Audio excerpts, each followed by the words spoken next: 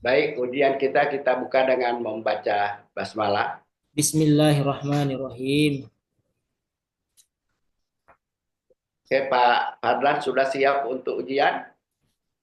Bismillahirrahmanirrahim. Bismillah, Pak.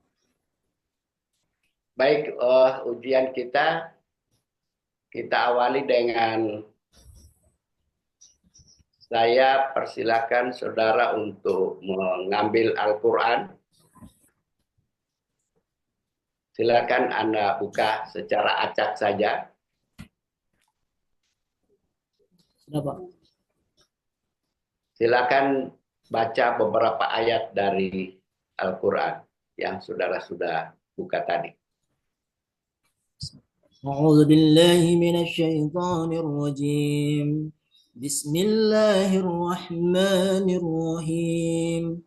وقال الذي استراه من مصر لامرأته أكرمي مثواه عسى أن ينفعنا أو نتخذه ولدا وكذلك مكنا ليوسف في الأرض ولنعلمه من تأويل الأحاديث والله غالب على أمره ولكن أكثر الناس لا يعلمون ولما بلغ أشده آتيناه حكما وعلما وكذلك نجزي المحسنين وراودته التي هو في بيتها عن نفسه وغلقت الأبواب وقالت حيث لك صدق الله العظيم. Oke, silakan Anda ambil kertas Kenapa? dengan alat tulis. Silakan. Silakan Anda tulis surat Al-Kautsar dari ayat 1 sampai terakhir.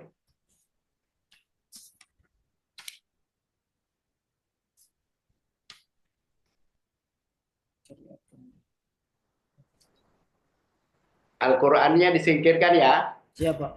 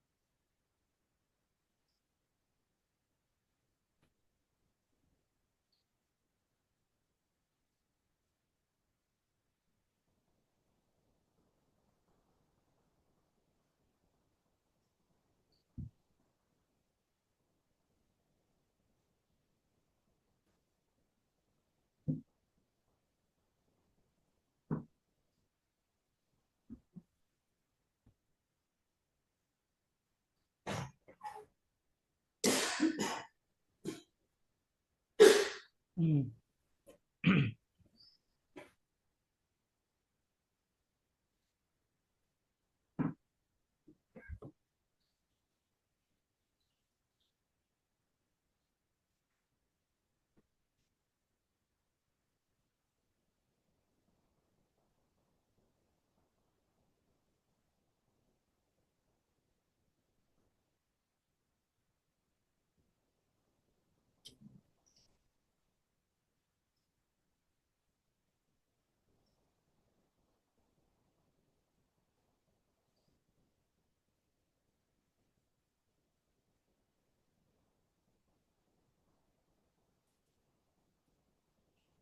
كلا.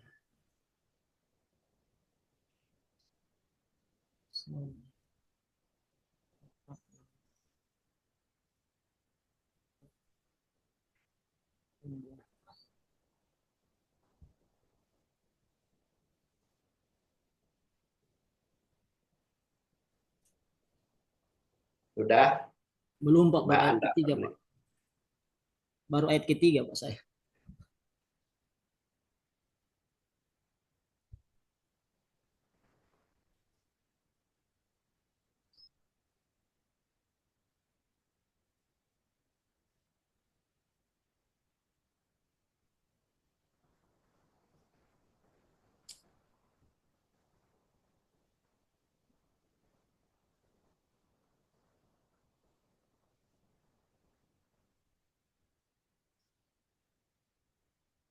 Oh, ya di bawah ini.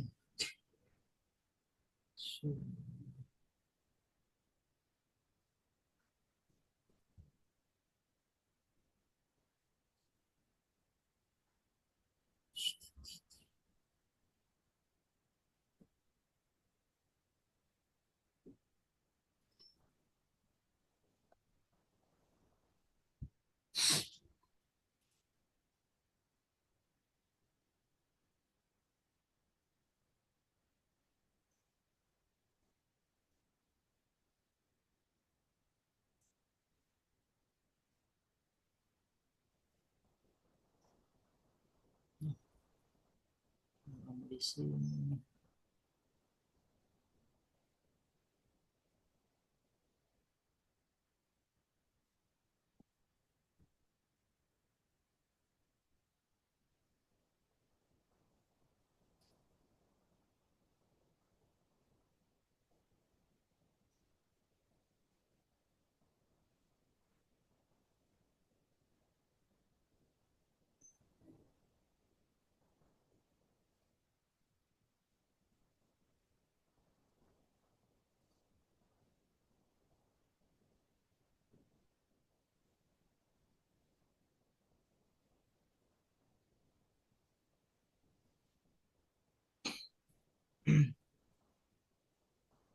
Oke, saya rasa cukup. Ya Pak, Silakan Anda perlihatkan apa yang Anda tulis. baru 5 ayat Pak. Baik, di samping saudara perlihatkan tadi, bisa juga di japri di lewat WA saya. Siap Pak. Baik, kita lanjut. Sekarang ini saudara sedangkan mengikuti satu kegiatan berkaitan dengan peningkatan profesionalitas saudara. Dengan demikian, saudara ini adalah calon guru profesional. Nah, kalau kita merujuk kepada profesi guru yang profesional itu jelas harus memiliki sekian persyaratan. Di antara persyaratan-persyaratan itu adalah itu sudah diatur dalam Undang-Undang 14 tahun 2005. Dan salah satu persyaratan yang saudara sedang lalui itu adalah untuk memperoleh sebuah sertifikat atau pengakuan jika saudara bisa lolos diakui menjadi guru profesional. Namun saudara harus melalui berbagai kegiatan sehingga pada akhirnya saudara akan diuji kompetensinya. Kira-kira di dalam Undang-Undang 14 itu maupun di peraturan lainnya, syarat menuju ke guru profesional itu apa saja kira-kira? Yang pertama Pak, untuk menjadi seorang guru profesional, dia harus menjadi seorang guru yang punya kepribadian, kompetensi kepribadian, kompetensi pedagogik, kemudian kompetensi sosial, dan kompetensi profesional. Bisa Anda jelaskan sedikit Nah, kalau tentang berbicara tentang seperti apa kompetensi yang saudara sebutkan tadi itu seperti apa? ya, baik, untuk kompetensi pedagogik, Pak, artinya seorang guru harus menguasai disiplin ilmu. Kalau saya guru agama, paling tidak saya harus menguasai tentang materi-materi tentang pembelajaran agama secara komprehensif maupun sistematis. Nah, kemudian di kompetensi pedagogik juga seorang guru harus menguasai tentang logika berpikir ilmiah, Pak. Kenapa harus dia menguasai logika berpikir ilmiah? Karena terkadang di zaman hari ini ada banyak siswa yang kemudian dia kritis. Nah, kalau kemudian guru tidak menguasai tentang kemampuan logika, yang dikhawatirkan adalah ketika ada pertanyaan-pertanyaan yang sulit, guru tidak mampu untuk menjawab. Nah, ini menjadi salah satu problem yang sangat serius. Artinya guru harus menguasai itu. Kemudian yang kedua adalah kompetensi sosial. Nah, kompetensi sosial itu artinya ketika kita berada dalam lingkungan sekolah, kita harus mampu berbaur dengan setiap unsur dan komponen stakeholder yang berada di sekolah tersebut. Apalagi kami yang ada di Bitung, Pak, kami adalah kota yang dikatakan sebagai kota heterogen. Bagaimana sebagai guru agama harus bersikap moderat kepada rekan-rekan yang mungkin berbeda keyakinan. Nah, inilah bagian daripada cakupan kompetensi sosial yang kemudian harus dikuasai oleh guru. Nah, kemudian kompetensi kepribadian. Nah, paling tidak seorang guru agama itu harus punya akhlakul karimah yang baik. Karena orang-orang tidak kalau misalkan contoh orang yang berbeda keyakinan dengan kita, mereka tidak membaca kitab suci kita, tetapi membaca diri kita. Sebagaimana yang dicontohkan oleh baginda Nabi Muhammad SAW diutus adalah untuk menyempurnakan akhlak. Nah, ini peranan ini yang harus dikuasai oleh guru. Nah, kemudian yang keempat adalah kompetensi profesional. Nah, kompetensi profesional itu tentunya ketika misalkan kita datang ke sekolah ditentukan oleh aturan sekolah jam jam 7 misalkan, kita sebagai guru harus profesional dengan profesi kita sebagai guru datang sebelum awal jam 7. Karena guru itu dalam dalam falsafah klasik disebut sebagai guru yang digugu dan ditiru. Nah, oleh sebab itu, menjadi seorang guru yang profesional itu harus mampu menunjukkan kepada peserta didik bahwa kami sebagai guru harus ditiru dengan kebiasaan dan tindakan-tindakan yang baik dan bermoral. Baik. Nah, kira-kira dengan jalan apa saudara untuk meningkatkan kompetensi-kompetensi yang saudara sebutkan tadi? Karena Ya, kita tahu bahwa pendidikan itu selalu mengikuti perubahan dan perkembangan ilmu pengetahuan dan teknologi.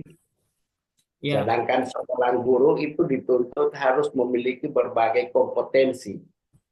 Nah, untuk meningkatkan kompetensi itu, kira-kira langkah apa yang saudara bisa tempuh?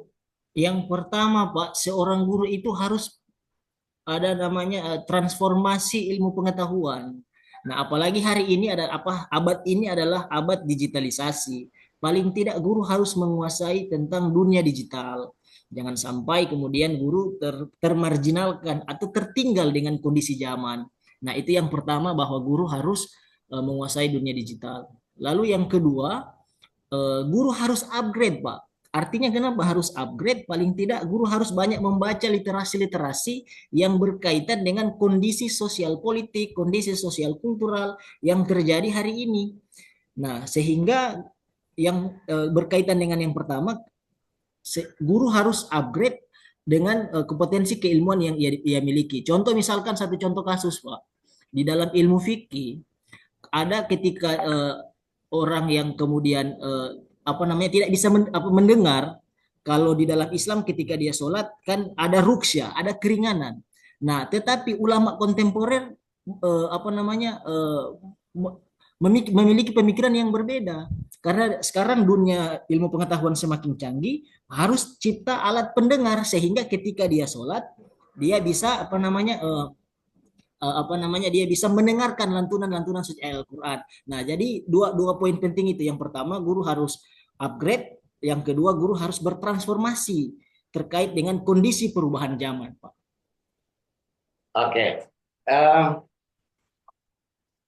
Sekarang kita baru bicara tentang persiapan atau teori-teori yang harus saudara lakukan dalam rangka untuk meningkatkan kompetensi saudara dalam menjalankan profesi ini. Nah, kita sedikit masuk ke tugas profesi saudara sebagai seorang pendidik. Kira-kira apa yang saudara lakukan sebelum Anda terjun untuk mengimplementasikan langsung pembelajaran itu? Apa yang saudara lakukan Yang saya lakukan sebelum belajar, sebelum Anda masuk, sebelum Anda untuk mengimplementasikan tugas saudara itu? Apa yang saudara lakukan? nah, yang pertama saya harus ada perencanaan pembelajaran, Pak. Perencanaan pembelajaran itu artinya menyesuaikan dengan kondisi pembelajaran. Nah, dengan itu akan terciptalah yang namanya modul pembelajaran. Nah, dari modul pembelajaran inilah yang nantinya akan menjadi tolak ukur sebagai seorang guru dalam memberikan proses pembelajaran nantinya ketika dia berada di dalam kelas. Nah, dari situlah melalui hasil kajian pembelajaran, pembuatan modul pembelajaran, nah dari situlah kemudian peserta didik bisa kemudian bisa bersama-sama dengan guru untuk memulai proses pembelajaran. Oke, untuk apa perencanaan pembelajaran atau modul atau perangkat yang saudara susun itu untuk apa? Eh, tentunya kalau berbicara untuk apa, Pak? Tentunya untuk tujuannya kepada peserta didik. Sehingga Ya, dia ya, tujuan dari modul itu, tujuan dari perencanaan pembelajaran itu untuk apa bagi guru? Itu sebagai apa? tujuan tujuan pembelajaran, Pak. Tujuan dari perangkat atau modul yang saudara susun itu untuk apa sebenarnya? Jadi tujuan untuk saya membuat modul itu, nah Hmm. yang pertama untuk mencapai tujuan pembelajaran, Pak. Nah, kenapa harus mencapai tujuan pembelajaran? Karena kita ketahui bersama, guru harus benar-benar eh, merancang proses pembelajaran itu sehingga tujuan pembelajaran yang nantinya akan kita transfer kepada peserta didik, mereka benar-benar bisa memahami. Yang kedua, kemudian harus menjamin proses pembelajaran itu dia sistematis. Sebagai contoh misalkan begini, Pak. Kenapa dia menjamin proses pembelajaran agar sistematis? Berdasarkan kerangka modul pembelajaran itu, guru harus benar-benar menguasai modul Makanya pembelajaran itu. itu yang saya tanyakan, untuk apa modul itu? Oke, itu sebagai panduan, Untuk apa? pedoman dalam melaksanakan proses pembelajaran. Oke, eh, kira-kira komponen-komponen apa yang sangat urgen yang harus dicantumkan dalam perencanaan atau dalam modul itu sendiri? Kira-kira apa saja komponennya? Bagaimana Pak komponen pembelajaran Pak? Komponen-komponen yang ada di dalam modul itu atau dalam RPP atau dalam perangkat pembelajaran yang saudara susun itu. Saudara Eh, katakan tadi sebelum saudara mengajar itu saudara mempersiapkan eh, perangkat atau untuk modul. untuk komponen-komponen Pak, yang pertama kegiatan pendahuluan Pak. Kegiatan pendahuluan itu di mana ada persiapan, selain persiapan kemudian ada siswa berdoa, lalu kemudian Maksud saya komponen-komponen apa saja yang ada dalam modul itu. komponen yang ada dalam modul, komponen yang ada dalam modul. Yang kegiatan inti Pak yang dalam proses pembelajaran, Ya semuanya. yang pertama, yang komponen-komponen yang pertama adalah eh, judul modul Pak. Yang pertama itu judul modul. Nah, kemudian selain judul modul ada daftar isi, kemudian ada tujuan pembelajaran, kemudian ada pendahuluan, kemudian ada kegiatan inti, kemudian ada ada materi pembelajaran, lalu kemudian ada apa namanya ada kegiatan inti, kemudian terakhir ada asesmen sumatif, formatif, kemudian ada apa namanya, ada evaluasi, bahkan ada LKPD Pak. Yang terakhir itu LKPD. Baik, tadi saudara sempat menyinggung bahwa dalam modul itu ada materi. Bagaimana saudara merancang sebuah materi agar pembelajaran itu dapat dikatakan bermakna? Ini berkaitan dengan ketika saudara mau merancang materi ajar. Karena dalam komponen itu ada tujuan, ada materi, ada metode, ada media, ada LKPD, dan ada asesmen. Nah, kira-kira kalau berkaitan dengan materi, materi seperti apa yang saudara sajikan menjadi bahan untuk ditransformasikan lagi dalam proses pembelajaran? Eh, yang pertama itu adalah materi harus bersifat esensial, Pak. Kenapa dia harus esensial? Karena sehingga siswa mampu untuk memahami materi-materi yang kemudian tersampaikan. Misal tentang persoalan materi tentang apa berlomba-lomba dalam kebaikan. Nah, secara esensial siswa guru harus mampu untuk mentransfer materi itu kepada peserta didik melalui pendekatan-pendekatan yang apa namanya yang telah disusun oleh guru. Nah, yang kedua itu adalah secara bermakna paling tidak ada konten Pak, ada konten. Konten itu dalam arti berkaitan dengan dunia digital. Supaya bukan hanya pakai pendekatan visual saja, tetapi pakai pendekatan audio, tapi pendekatan visual, sehingga siswa dengan mudah untuk dapat memahami proses pembelajaran. Nah, yang ketiga, materi ajar yang tergambar pada dimensi pengetahuan atau materi-materi yang bersifat faktual. Contoh misal, kalau saya berbicara tentang materi berlomba-lomba dalam kebaikan, maka fakta-fakta empiris yang nantinya guru harus tampilkan kepada peserta didik. Contoh, ketika ada di dalam kelas siswa tidak memiliki pulpen, maka guru harus bertanya kepada temannya atau siswa tersebut, apakah ada kalian membawa pulpen 2 atau bagaimana, bisa dipinjamkan kepada peserta didik. Nah, jadi selain teori yang kita jelaskan kepada peserta didik, paling tidak ada aplikatif yang kemudian guru ajarkan kepada peserta didik dalam proses pembelajaran. Nah, yang terakhir itu menurut saya Pak harus apa namanya ada HOTS, harus materi ajar itu harus bermuatan HOTS Pak. Yang saudara pahami yang dimaksud dengan bermuatan HOTS itu seperti apa? HOTS. Materi bermuatan HOTS kan Pak? Iya, saudara katakan tadi seperti itu ya. Materi harus bermuatan HOTS. Seperti apa ya? Materi yang bermuatan HOTS itu. Nah, gambaran pengertian materi dalam bermuatan HOTS paling tidak ada keterampilan berpikir tingkat tinggi yang melibatkan kemampuan analisis bagi peserta didik. Contoh misal, guru untuk menguji kemampuan peserta didik dalam berpikir kritis. Nah, contoh dalam materi berlomba-lomba dalam kebaikan.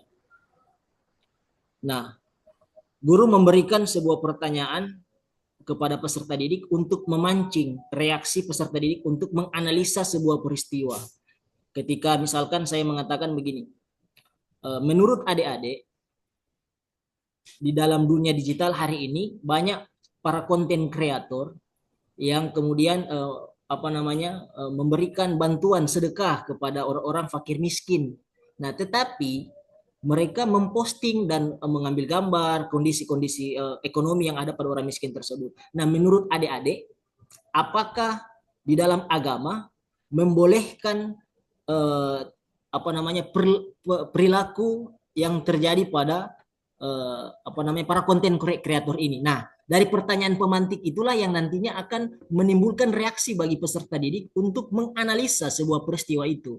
Akan terjadi perbedaan pendapat di dalam kelas. Mungkin ada yang akan menjawab boleh karena tergantung ina amalun biniat, semua amal baik dan niat itu tergantung, amal baik tergantung daripada niat. Tetapi ada peserta didik juga yang kritis, yang akan mengatakan oh itu tidak boleh karena ketika tangan kanan memberi, tangan kiri tidak mengetahui. Dan itu sudah saya lakukan Pak di sekolah saya, dan saya bisa melihat potensi-potensi yang terjadi di dalam dalam kelas itu Pak. Baik, itu terkait dengan materi yang saudara rancang dalam sebuah modul atau perangkat pembelajarannya. Di Selain dari itu, saudara juga mengatakan bahwa di dalam modul itu saudara sudah harus mempersiapkan media. Nah, di dalam menetapkan atau mempersiapkan media, menetapkan media yang akan digunakan di dalam proses pembelajaran itu, kira-kira apa yang harus menjadi pertimbangan? Oh, saya dalam materi berlomba-lomba dalam kebaikan, saya menggunakan media seperti ini. Pertanyaan saya, apa yang menjadi pertimbangan saudara untuk menentukan sebuah media yang akan digunakan dalam proses pembelajaran? Nah, misalkan Pak, media yang saya tampilkan itu berdasarkan kondisi di dalam kelas Pak. Kalau saya sering melakukan media yang sering saya lakukan itu pakai media LCD Pak, media LCD. Nah, media LCD ini paling tidak saya ingin memberikan sebuah penguatan kepada peserta didik melalui penguatan media pembelajaran melalui proyektor itu. Sehingga apa yang saya jelaskan saya bisa tampilkan fakta-fakta empiris yang terjadi di dunia nyata. Ya, proyektor itu kan hanya sebagai penyalur media yang saudara gunakan. Tapi media seperti, artinya media yang saudara gunakan, saudara sudah menentukan. Lalu saudara salurkan lewat LCD. Ya, Nah, pertanyaan saya tadi, yang menjadi, berarti saudara sudah menentukan, saya menggunakan media ini. ya ini Pak. Apa yang menjadi pertimbangan di dalam menentukan media atau metode? Kira-kira apa yang menjadi pertimbangan? Dasar pertimbangannya, oh saya mau menggunakan lembar berupa kertas apa dan sebagainya untuk saya gunakan sebagai media pembelajaran, atau menggunakan yang sifatnya berbasis digital. Yang menjadi pertimbangannya itu apa? Dasarnya apa? Yang menjadi pertimbangan saya, kalau misalkan saya pakai pendekatan media eh, apa namanya eh, misal Pak begini, ini saya kalang kabut kalau soal media pembelajaran ini Pak, saya rupa kurang memahami, tapi saya begini. Sebenarnya saya tidak bertanya media apa yang saudara gunakan, tapi saudara kan pada saat menyusun modul, saudara sudah menentukan saya menggunakan media atau metode ini, metode tertentu atau media tertentu. Yang pertanyaannya itu apa yang menjadi pertimbangan Anda sudah memilih seperti itu? Nah, yang menjadi pertimbangan saya Pak adalah sesuai dengan kemampuan peserta didik di dalam kelas Pak, saya bisa mengukur kemampuan, ya kemampuan. Oke, jadi yang pertama yang menjadi pertimbangan Anda adalah media disesuaikan dengan karakteristik Ya, peserta didik. Apalagi pertimbangan yang lain? yang pertama karakteristik peserta didik, baru yang kedua eh, tentang Oke, jadi minat yang dan kedua yang motivasi harus Pak. pertimbangan itu adalah karakteristik materi. Kalau materinya tentang apa harus disesuaikan dengan materi. Ya, Begitu juga penggunaan media dan seterusnya. Yang terakhir terkait dengan modul yang saudara katakan tadi adalah tentang menyusun instrumen asesmen. Nah, kira-kira asesmen. asesmen yang saudara rancang itu mencakup asesmen apa saja? Asesmen apa namanya Pak? Yang pertama ada asesmen awal, lalu kemudian ada asesmen awal, kemudian ada asesmen formatif, kemudian Oke, stop di situ. Stop. Saya katakan, untuk apa asesmen awal? nah, asesmen awal itu Pak adalah di mana guru akan mengukur dalam proses pembelajaran kemampuan peserta didik dalam materi pembelajaran ini. Misal, ketika saya mengatakan materi tentang berlomba-lomba dalam kebaikan, ada pertanyaan pemantik, Pak. Nah, itulah asesmen awal, penilaian awal, Pak. Oh, berarti siswa ini paham materi ini. Nah, kalau sementara asesmen apa namanya? Asesmen formatif, apa asesmen sumatif, kalau asesmen sumatif itu adalah asesmen di akhir evaluasi pembelajaran. Itu akumulasi nilai, Pak, seperti terima rapor, Pak. Jadi kita bisa mengetahui ketercapaian peserta didik dalam materi pembelajaran ini. Nah, sementara kalau asesmen sumatif itu, Pak, dilakukan pada akhir apa namanya asesmen itu asesmen sumatif. Kalau asesmen formatif itu dilakukan secara berkelanjutan untuk memantau perkembangan siswa. Artinya secara berkelanjutan untuk memantau perkembangan siswa itu adalah ketika guru dapat mengukur sejauh mana kepemahaman siswa terhadap materi pembelajaran itu. Nah, sehingga dalam asesmen ini ada nilai yang kemudian nilai keterampilan yang kemudian kita rancang sebagai guru untuk melaksanakan pembelajaran yang berlangsung di dalam kelas, Pak. Di situ juga ada muatan interaksi antara guru dengan peserta didik, antara teman dan peserta didik dan peserta didik, Pak. Biasanya kalau asesmen formatif itu kapan dilakukan? Aduh, eh, asesmen formatif kapan dilakukan, Pak ya?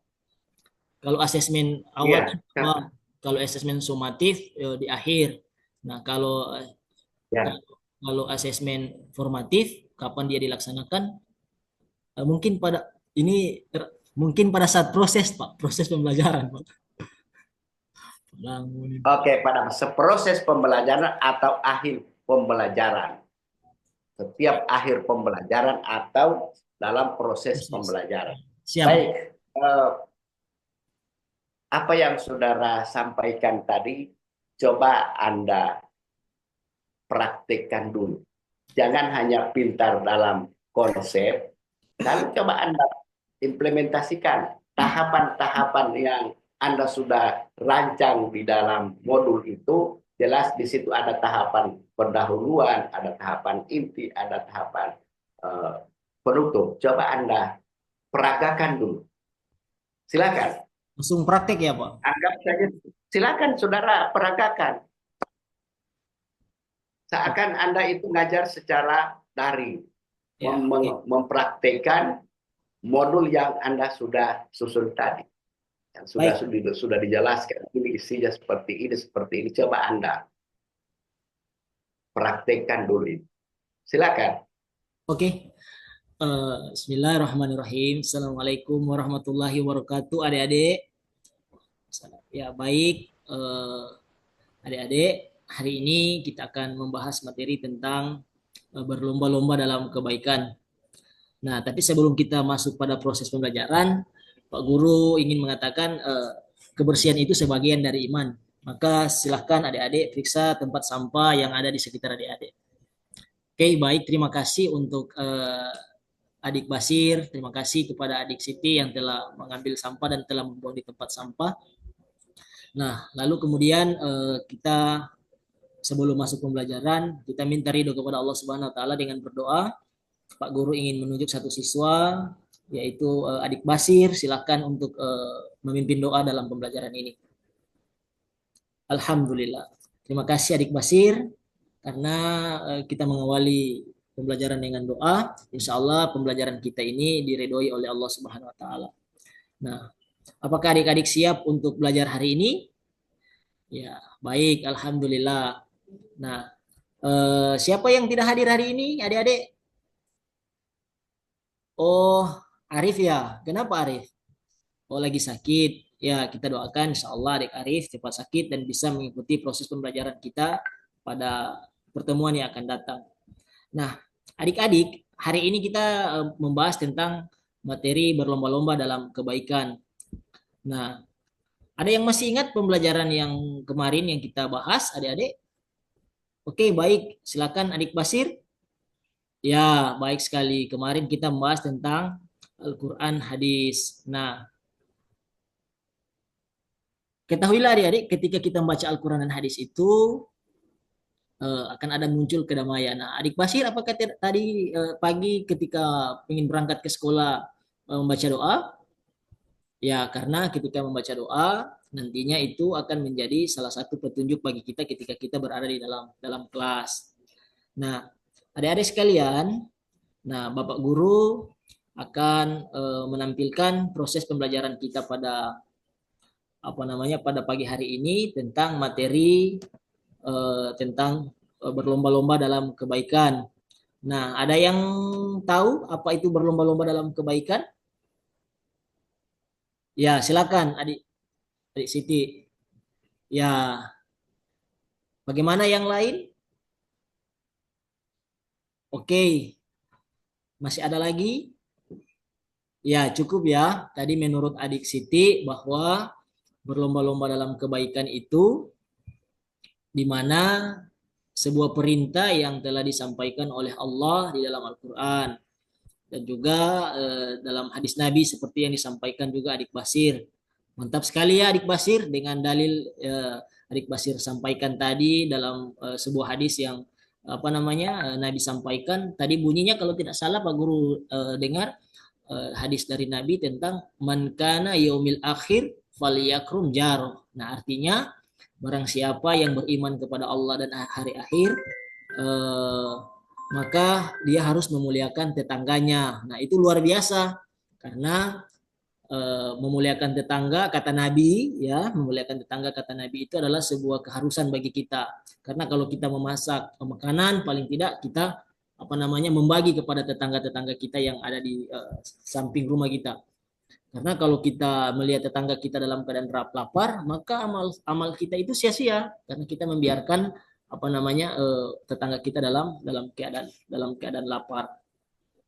Oke, adik-adik sekalian, tadi Pak Guru telah bertanya kepada adik tentang materi berlomba-lomba dalam kebaikan, maka Pak Guru akan membagi dua kelompok, ya, kelompok Al-Basir dan kelompok Ibu Siti, Adik Siti. Silakan Basir bersama dengan rekan-rekan yang kaum laki-laki, kemudian Adik Siti dengan rekan-rekan yang perempuan untuk membagi kelompoknya. Tadi kan Pak Guru sudah menjelaskan tentang materi berlomba-lomba dalam kebaikan.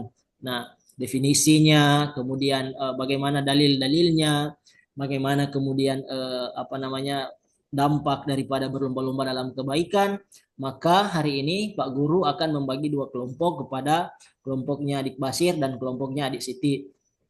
Nah, di dua kelompok ini Pak Guru mau mempresentasikan nantinya LKPD yang Pak Guru akan berikan kepada adik-adik.